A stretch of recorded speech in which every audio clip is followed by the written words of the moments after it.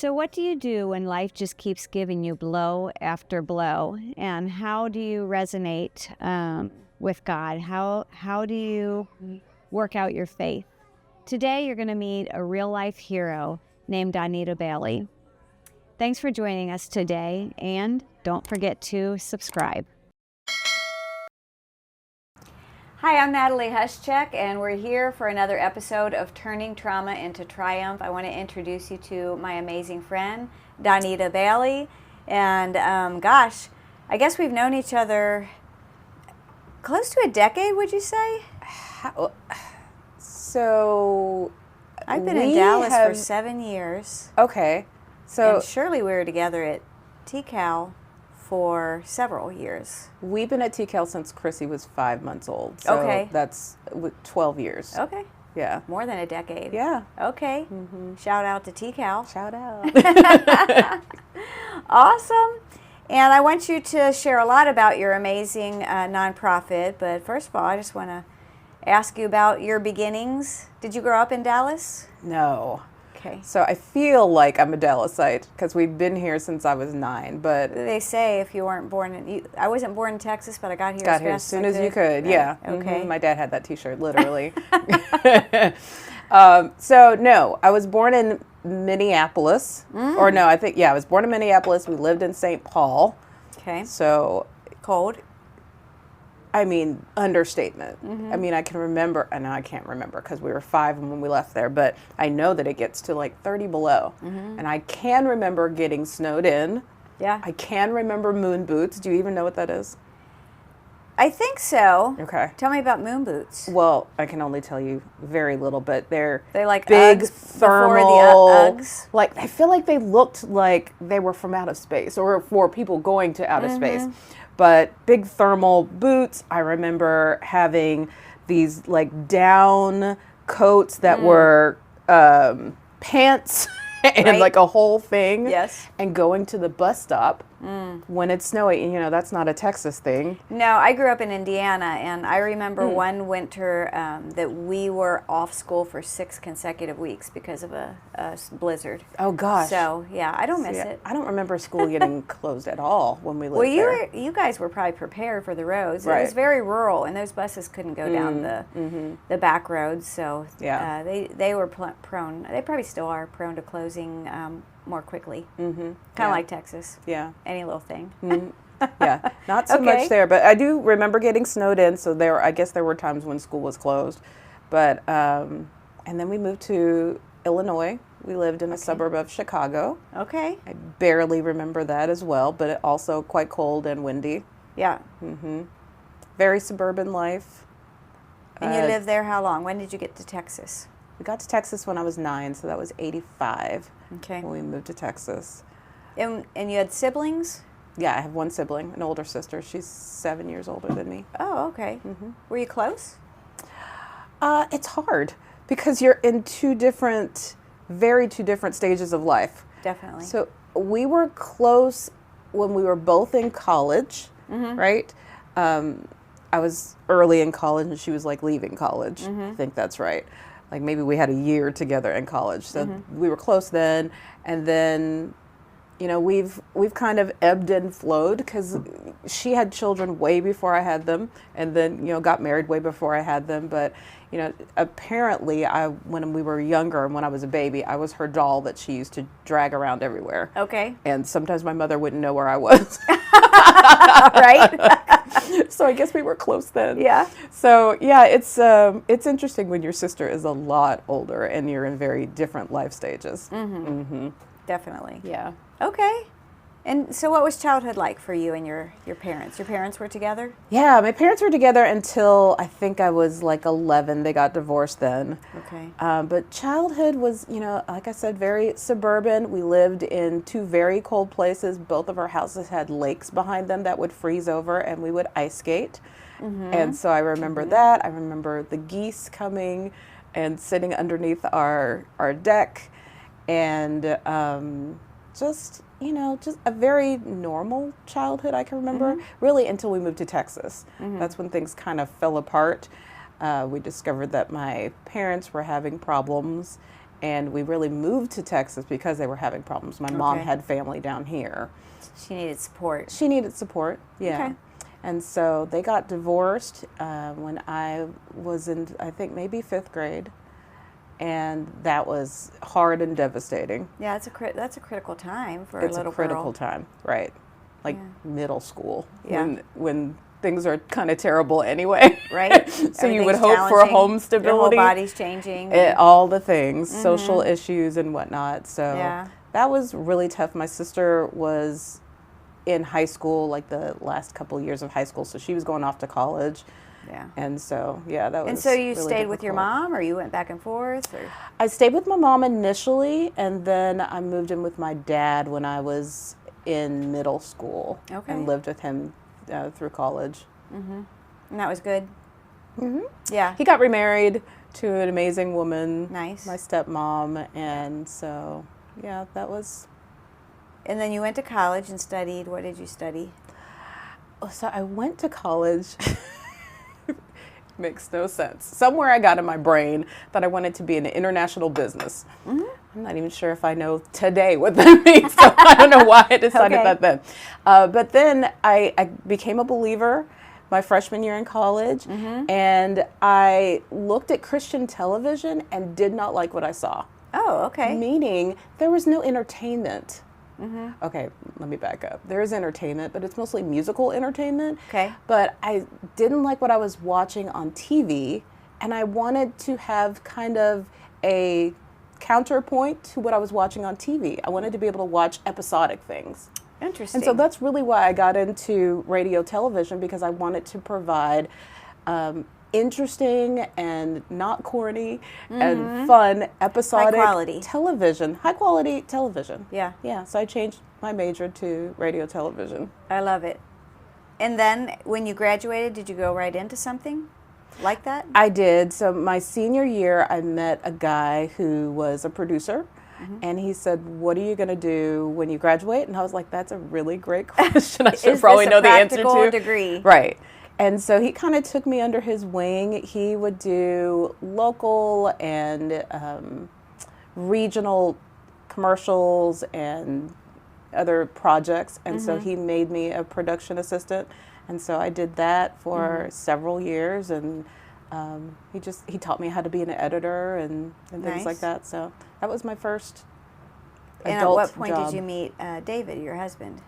I met David when I was mid-20s. We were going to the same church, Oak Cliff Bible Fellowship, and he was just kind of a part of a friend group, there were a lot of singles, all of us 20-something, and he had come from Pittsburgh, and Interesting. I met him, and he seemed very interesting.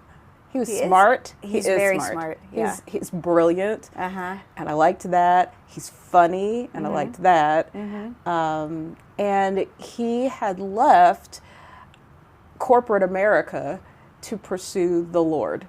He felt like at some point the Lord was saying that he needed to go into ministry, and he decided to leave behind his goal of making $100,000 by the time he was 30 Okay.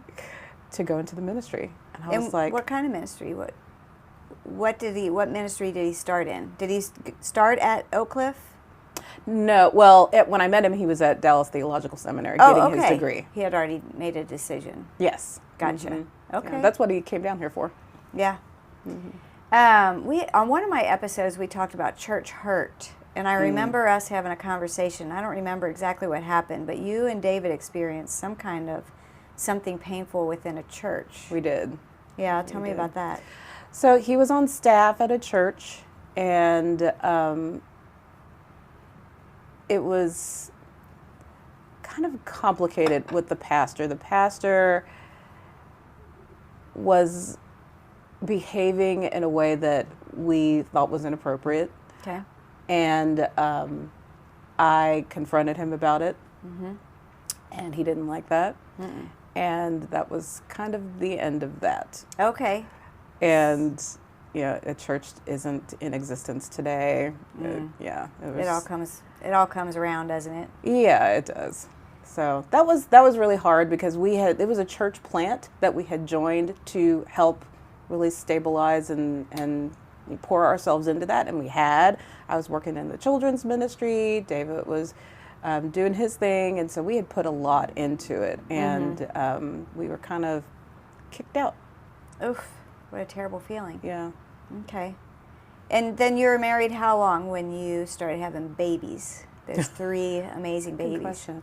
So it was his last year in seminary, and that was by design, because he said that seminary kind of takes over your life, and he wanted to make sure that he was there for us. Present. Yeah, so I got pregnant his last year of seminary, and we had the baby a month before he graduated. Oh, wow.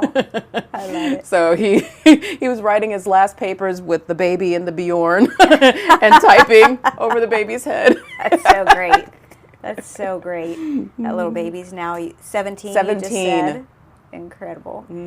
Okay, so baby. Baby. And tell me about your kids, because you've had some interesting trials with all 3 of your kids. All 3 of them, as I take a deep breath. Yeah.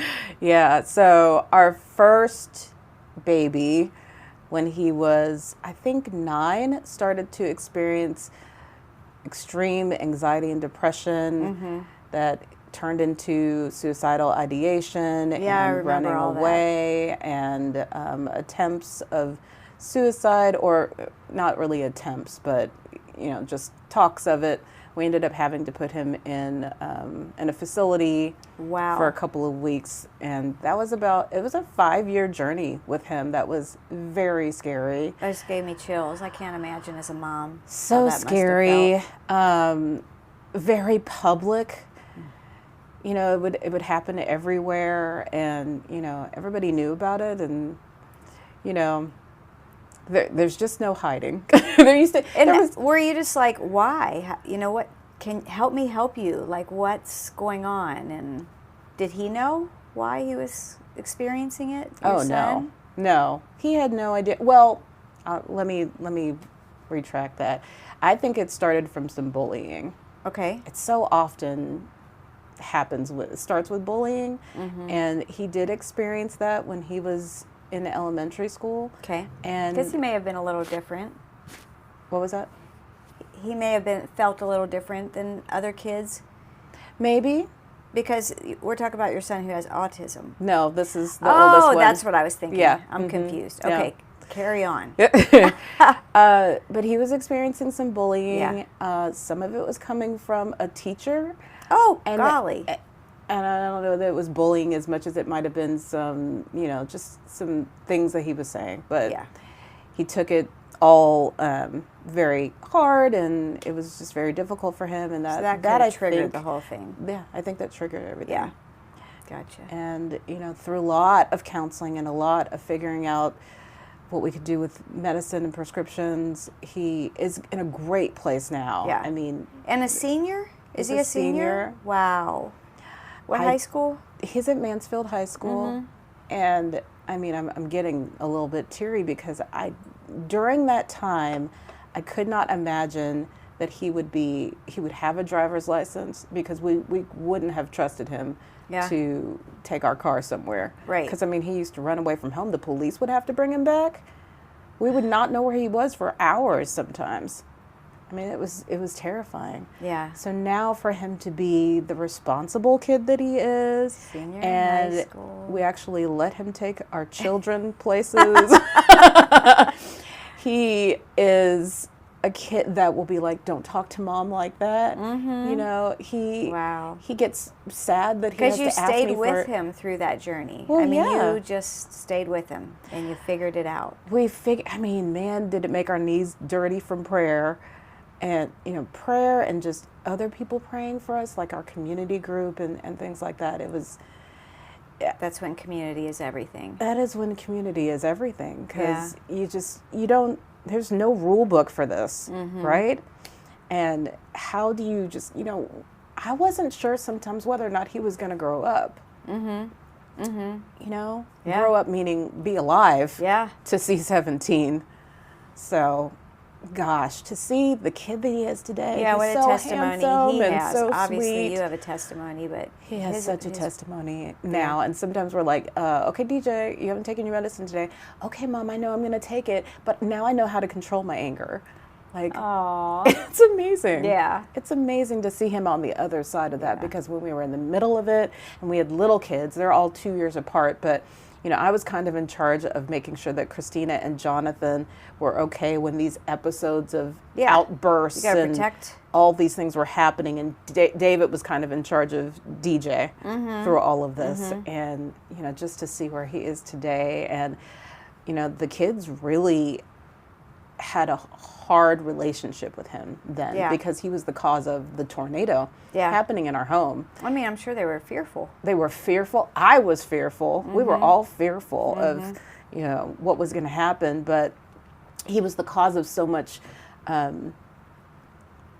discord in the home. We didn't have a peaceful home, and so they didn't have a peaceful relationship with him.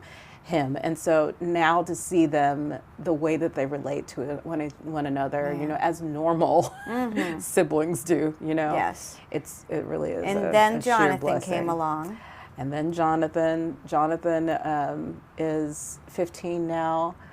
He was diagnosed with autism when he was, I think, maybe 9. Okay. Seems like stuff happens to my kids when they're 9. So were you kind of through the hardest part with DJ? Were you through the hardest part with DJ when Jonathan was diagnosed? No, you're still in the thick of it. And then you get this diagnosis. Was it a relief or was it a surprise? It wasn't a surprise. I thought very early on that he was autistic, but I couldn't get anybody to co-sign with me on that, any professionals. Yeah. But it was a relief. It was a relief because sometimes just getting answers and then also just having an explanation for the behaviors that you were seeing, and then also making it okay that these behaviors are happening, and being able to govern myself differently as a result of that. Yes. It just brings understanding to, both boys really. Gaining understanding is it's a huge help and a huge tool when can determine how you respond to everything. Yep. So, and then little Chrissy, who is just such a mini-me for you, right? From the time she was born, she was just little Doneda, so adorable. And then she had some is still having health situation. She still is. So, she, during this time when DJ was struggling, exhibited anxiety, right? We didn't have a diagnosis or anything, but she would freak out sometimes, right? And, I struggle with anxiety too. And so, me too. I'm able to recognize big part of that. my story. Yeah. And so I saw that was happening with her. And then at some point, this was last year, the spring of last year, she started really exhibiting more anxiety symptoms. And then she also, I'm trying to think, there's been so many symptoms, I'm trying to think what the first ones were that really made us start to get help. Yeah. But she developed a tic disorder. Right? And it wasn't just, actually at the beginning it was kind of like a little jerk with her head. And, she was in 5th grade. So we thought, okay, it's just weird 5th grade girl things. But then it started to happen at school. Yeah. And you don't want to be different when you're in the middle grades at all. 5th grade again. Yes. Yeah. I know, 5th grade again. And so when it started to happen at school, we thought, okay, no, this is probably a real thing, that maybe we should go get checked out. And then it developed into what's called coprolalia and copraxia, which is lewd gestures, like flipping people off or cursing. Okay. So my, I guess, is that 10-year-old related to Tourette's in any way, or just has similar symptoms? It has similar symptoms, and she was diagnosed with a provisional tic disorder. And what that means is you have tics, but we can't call it Tourette's for a whole year until you've been experiencing this for a year. Yeah. So that began a roller coaster. I was going to say journey, but I needed a stronger word. A roller coaster of symptoms and diagnoses. I think she has 7 or 8 diagnoses, but the main one that was brand new to us is functional neurological disorder. We had never heard of it, but it is essentially your brain receives and sends signals incorrectly. Mm-hmm. And so it will cause you, and for her, she had seizures, and I mean grand mal seizures, the whole thing. Was foaming at the mouth and all the things. Wow. And they've lasted up to 30 minutes. Is this in any way trauma related? It can be. Mm-hmm. And so it's not a new disorder. Mm-hmm. It used to be called conversion disorder, mm-hmm. and I believe there's even some evidence of it in the Bible. Like it's ancient, mm-hmm. but they keep renaming it. Yeah. And they originally thought it was just trauma, and I assumed, well, she has had a lot of trauma from the time she was about 5 years old till 9. She had all the things that was happening with her brother. So because mm-hmm. she had experienced trauma, it made a whole lot of sense to me. Mm-hmm. But now they're also thinking, or they believe that functional neurological disorder is triggered because of not high functioning, but kids that put a lot of pressure on themselves in school. Mm-hmm. And that is absolutely Christina. Her. Yeah, that's absolutely her. Question for the day. Is it okay to be angry with God? And is it okay to tell God you're angry with him? Everybody who answers is going to be put in a drawing for our book, which is full of real life heroes, But God, a devotional. So let us know and post your answers to our question in the comments below.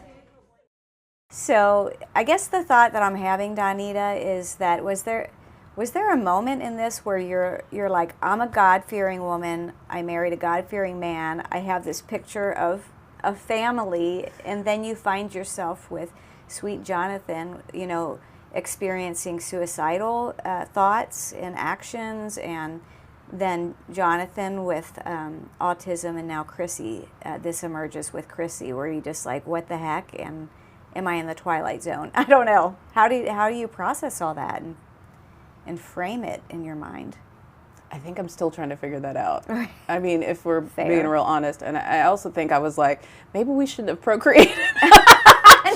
Something about the two of us coming together. I mean, it's easy for me to sit here and just be like, these 3 human beings are going to have an amazing testimony, and you and David have I'm sure you don't feel like you did it perfectly. There's no way anyone could have, but yet you're still, it's like Job, your eyes are still on the Lord, you're still seeking his guidance, you're still prayerful, you still have great belief in these 3 amazing human beings. They're all 3 beautiful, highly intelligent, and they're going to have amazing futures. Yeah. But when you're right in there, I can't imagine the pressure cooker moments that you experienced in that.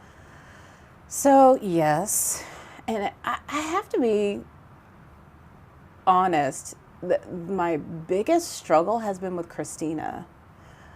And I have really struggled with the Lord. When you're in the midst of it, as a Christian and as a mature Christian, I think you lean in real hard to the Lord because of desperation. You're like, if I don't do this, we're going to not be okay. Bad things are going to happen. Bad things are going to happen. But now that she's better, and when I say better, she is still experiencing symptoms, but we had gotten to the point where she was having 30 seizures a day. Ugh. I mean, she could not function. And, so many things were happening to her. And then it made school difficult and all the things. And now pulling back from it, where she's, getting to the point where she can function, she's going to school, she's a dancer, she does all of these things. I feel like I'm looking back at this and going, okay, what the heck? God, what the heck? What was that? What was that? Yeah. And I'm still processing that. I'm still trying to figure out, and I feel like I've been mad, mm-hmm. which I don't necessarily have a problem with that. Some people have a problem with being mad at God. I don't think God has a problem with us being mad at him. I totally agree. But I don't think want if there wasn't some anger, it would it'd probably be weird. Yeah. Yeah. I think anger's called for. Yeah. And I actually have been, because I can't stay there, because the Bible says that there's going to be trouble. Like if you're a Christian, you're going to experience In this trouble. world, you will have trouble. Yeah. And for me, I want to get better and better at trouble, right? Because it's going to happen and worse could happen. And I don't want to be at a point where I don't want to follow him anymore. Right. And so I have, whenever we've had these issues and other issues, I've tried to figure out, okay, God, how do I follow you better? How do I stick with you better? And when Christina was starting, when it was starting to look like we were getting ready to enter another trial with another kid, I asked the Lord, I said, Lord, I want to go through this better than I did with DJ. And there is a minister, I can't remember his name. I can remember the name of his ministry, but I can't remember his name. But he has a sermon series called Suffering and the Sovereignty of God. Okay. And I listened to it probably 10 years ago, right before my friend died of cancer. My best friend died of cancer. And I thank God, because it really prepared me to be able to experience my really first deep loss, right? And so I've been going through that series again to better shape my heart in the midst of this trial that we had. Because each child's journey, there's grieving in each one. Grieving. That's what I didn't realize that I was experiencing, was grief from Christina. And I think that there's something about the mother-daughter relationship that has made this harder for me. Because it's been a shorter period of time, because DJ was 5 years. Yeah. And she just got diagnosed at the beginning of last year. And I don't know that it was worse necessarily, it was different. But I think I've just been like, that was my girl. That's my girl. Yeah. Like, why would you do that? Oh, What is the point of this? Yeah. So I've really just been trying to deal with that with the Lord. And I think also in the midst of it, like when DJ was going through everything, I always asked him, Lord, make this a testimony that he'll be able to tell one day. Yes. Let this be something that he'll be able to put purpose to this. Yeah. And that, I think, is what I have not figured out with Christina yet, because it's been difficult for her to continue to walk with God, because she's so young anyway. Yeah. And then she's had like the worst nightmare. So while this can facilitate a relationship with the Lord, and that's what I'm hoping it will do, and that's what I've prayed for, it can also cause you to turn the other direction. Certainly. Yeah. So I don't have answers. Yeah. I have more questions as a result of all of this. Yeah. But God has been really, really good. And the other thing that when I said I want to go through this differently, I think I wanted to recognize his presence and recognize his hand better than I did with the trial with DJ. And I absolutely did. I saw miracles happen. I saw his hand in ways that were outstanding during Christina's trial. Yeah. So I thank God for that. Yes. And I still want to know what the heck that was about. What the purpose in that What is. is the I mean, purpose of that? Yeah. If you can find meaning in it, and I think we all strive for that, don't we? Yes. And for me, and I wonder if you can relate, is the different trauma in my life, and all the way including, 2 of my adopted boys going to heaven way too soon, and all of that. For me, my primary emotion is always numb. Just don't feel, and that's how I cope. Yeah. But I've had to learn not to stay there. Yeah. That's the scary part for me, is you have to grieve intentionally. You have to feel the feels. Or you're prone to, I don't know what, addiction, or just, very bad, unhealthy behavior. And like maybe even turning away from God instead of turning to God. And have you felt that numb at points that just were so overwhelming? And have you had to like work out of that to not, or you sometimes just feel numb still? I don't anymore, but I used it. I used it as a tool. Yeah. Because if you feel all the feels in the midst of there's already crazy going on. Yeah. like, you got to keep it together somehow. So Yeah. I think I did have to go numb and It pretend protects like you sometimes. a protection. And Absolutely. then you can't stay there. No, you can't stay there. But I'm real type A. And so I really like to be in control. I really like to be productive. And so my emotions and feelings haven't always been my friend. So, yeah, just realizing recently that I've been grieving is good, but also it's very scary because it's Yeah. like, oh gosh, Feels now out I of got to control. deal with these Yeah. things. Okay, I got to feel. And this is, around here with my baristas coming out of all kinds of stuff, trauma, but prison and everything. Mostly it's their addiction. They were using drugs to numb those too strong feelings that can be overwhelming. And suddenly they're not on drugs, and everything that happens now, they have to learn to feel it. Yep. And try to make healthy choices in that. So we talk about that quite a bit,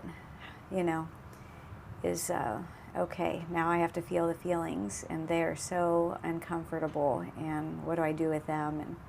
And are they going to ruin me? Like, is there going to be any coming back if I give in to these emotions and start feeling them? Yeah. That's what I've felt like so often. Yeah. Just like, if I just let myself go to a puddle, am I going to stay in the puddle for Yeah. life? It's going to spin out of control, Yeah. explode, whatever. Yeah, and I can't do that. I mean, I've got these 4 people at home depending on me. They really are. Yes. Yeah. Well, But that's when it gets into allowing the Lord to be God. Yes. Like, my favorite scripture is, be still and know that you are God. But there's a better version that I really love. It's stop your striving Yes. and know that you are God. Cease striving. I have Yes. I love that verse, and it helps me because I strive a lot. Me too. Yeah, and he's so kind to remind me you're striving and I can tell when I've worn myself out that I'm in strive mode instead of in trust mode. So I live in strive mode, and I dip my toe in trust mode. hopefully you'll get your whole leg One to your day, knees in, can I and get my then- body in Just trust little by mode? little.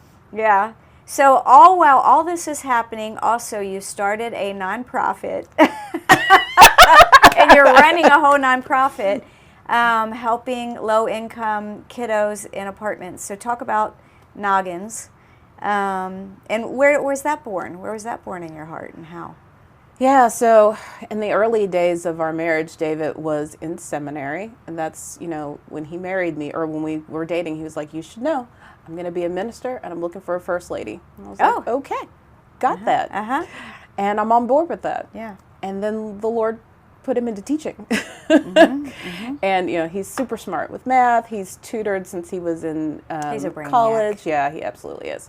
Funny you should say brainiac, because anyway, I'll get back to that. You're a brainiac. But yeah, so he started teaching, and then he started a tutoring company. And his first teaching assignment was at a very low-income school, very under-resourced school. And that was our first introduction to the achievement gap. Because he and I both went to very suburban schools. Yeah. Our parents were, upper middle class. My dad was the first black CFO of a company, a major company. And This is great. his dad was an engineer, all the things. And so we were in very well-resourced schools. We didn't know what that was like. And then your eyes were opened. And then our eyes were opened. And his second teaching assignment was in a school in a well-resourced area, an affluent area. And I did not like the haves and the have-nots situation that I was looking at. And in addition, most of the kids that were the have-nots were kids that looked like me. Black or Hispanic.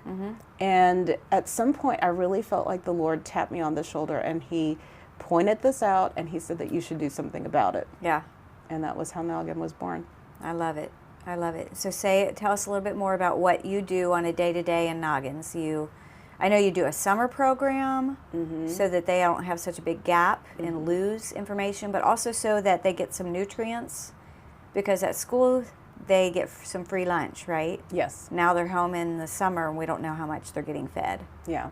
So you do snacks and tutoring? Well, we don't so much do snacks. The programs that we hook up with, they usually provide some sort of meal. Gotcha. But we have 5 different programs, all around wanting to prepare them for the next stage of life. So most of our kids come to us 2 to 3 grades behind, and usually in math and ELA. Yeah. And so we help them to take some of those building blocks that aren't there and put them in place to build a stronger foundation. Good. And so our summer program is exactly about what you were talking about, the summer slide, summer learning loss. We work on skills that they learned throughout the year to make sure that they understand them or reteach them so that they can start school in the fall and hit the ground running and not experience so much summer learning loss. And these schools are in Dallas?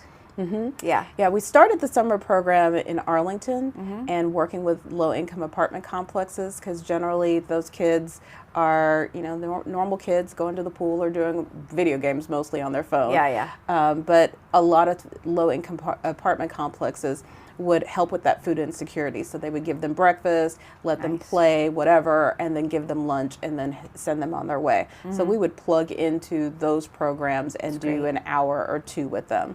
And so we've been doing that program's called Spark, Summers Producing Academically Ready Kids, for 9 years now. 9 years. I remember my daughter Molly helped you one summer. She sure did. She was fantastic. Yeah. And fun. we've been working with First Presbyterian Church downtown Dallas, I think, for 8 years. And it's a great program that we so love. So you're in how many apartments?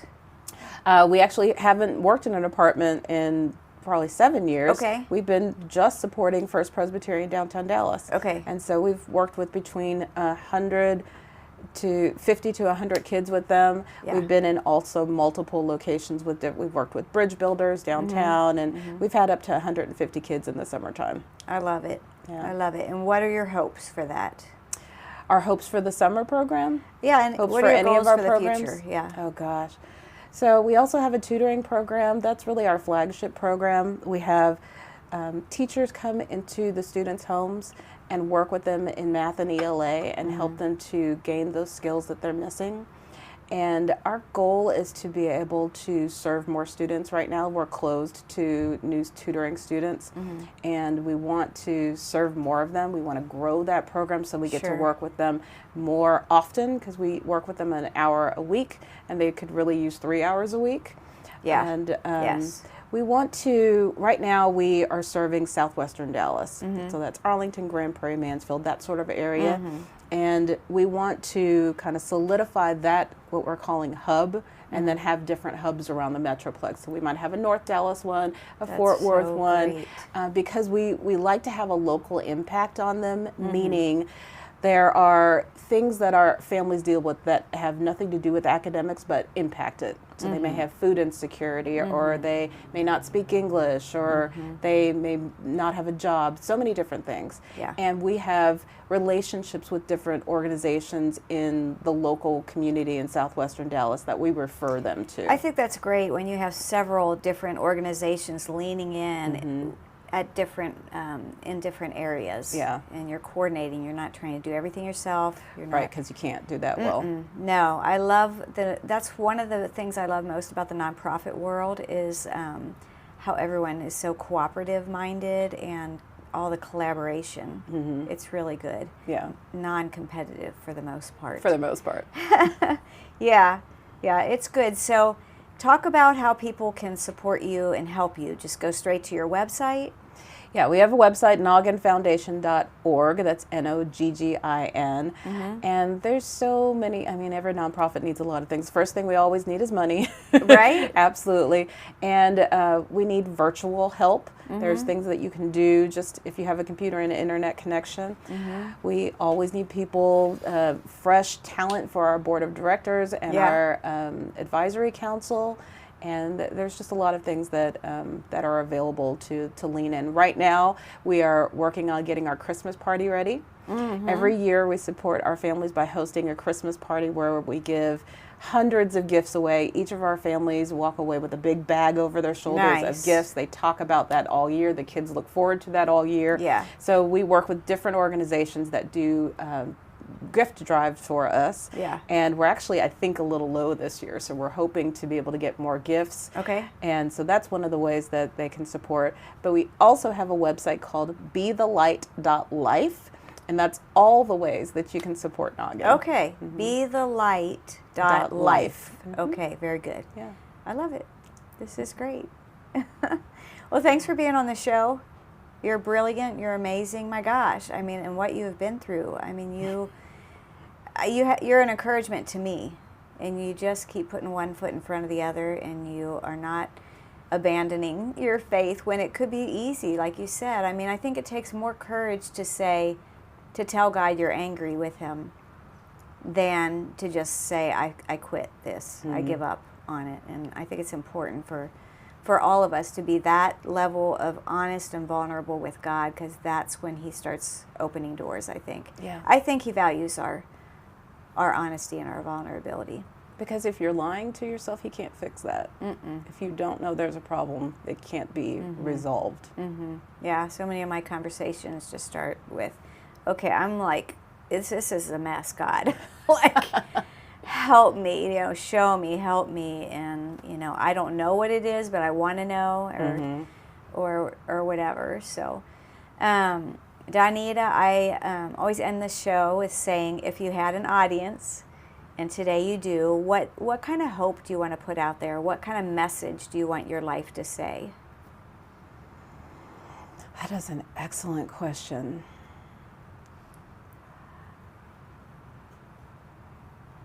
That I'm going to pause. Yeah, right. What message do I want my life to say? Gosh. Even just to your kids, what do you want your legacy to your 3 children to be?